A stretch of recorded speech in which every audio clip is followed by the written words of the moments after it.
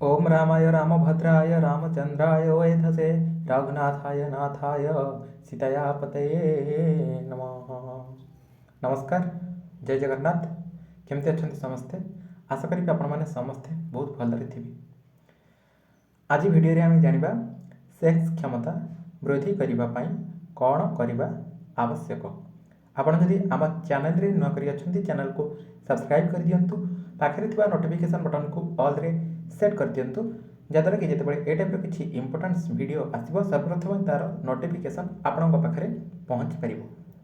आमर ये चैनल कौन मनोरंजन पर उद्दिष्ट नुहे, यह आमर दैनंदिन जीवन में घटुवा समस्त स्वास्थ्य संबंधी समस्यार समाधान पर घरोई उपचार माध्यम केमी तार समाधान करें से प्रयास रही। आज आम ये वीडियो जाना सेक्स क्षमता वृद्धि पे कौन करवा। सबू सांगसाथी परिवार वर्ग समस्त पाखक सेयार कर दिंतु, जहाद्वारा से दैनंदिन जीवन में जदि स्वास्थ्य संबंधी कौन समस्यार सम्मुखीन होती तेबे घरोई उपचार माध्यम तार समाधान करें, तार चिकित्सा करें।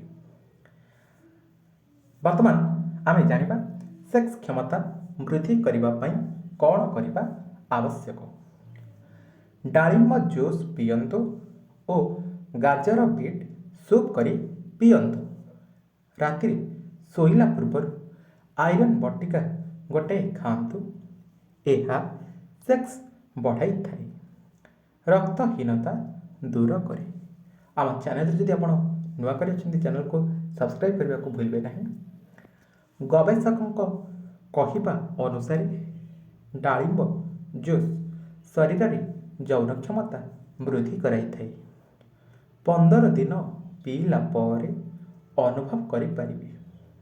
जदि आपण कौन स्वास्थ्य संबंधी समस्यार सम्मुखीन होती तेबे आमर ये कमेंट बॉक्स को जाइए आपण कमेंट करि पारिबे एवं तार रिप्लाय आम आपण को देबु एवं से रिलेटेड वीडियो आम आपण मानक आणबु। विशेषकर हार्मोन ह्रास समस्या मेनोपॉज हेबार किछि वर्ष पर देखा जाए। एथिपाई डाक्तर परामर्श नेबा उचित। पनीपरिबा भेंडी, सारू, पोई, फलमूल खास करी कदली दिन में 2 ରୁ 4ଟି सबुबले खाइले सेक्स क्षमता शीघ्र कमे नहीं। स्वास्थ्य भल रहे, रक्तहीनता दूर करे।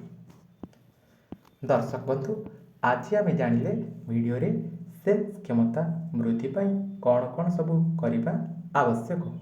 आपण जदि निजर दैनंदिन जीवन में स्वास्थ्य संबंधी समस्यार सम्मुखीन होती बा सेक्स संबंधी कौन समस्यार सम्मुखीन होती, सेक्स क्षमता वृद्धि पाई कौन कौन करने आवश्यक, यही नीति नियम गुड़ी को पालन करें आपण सेक्स क्षमता वृद्धि करें।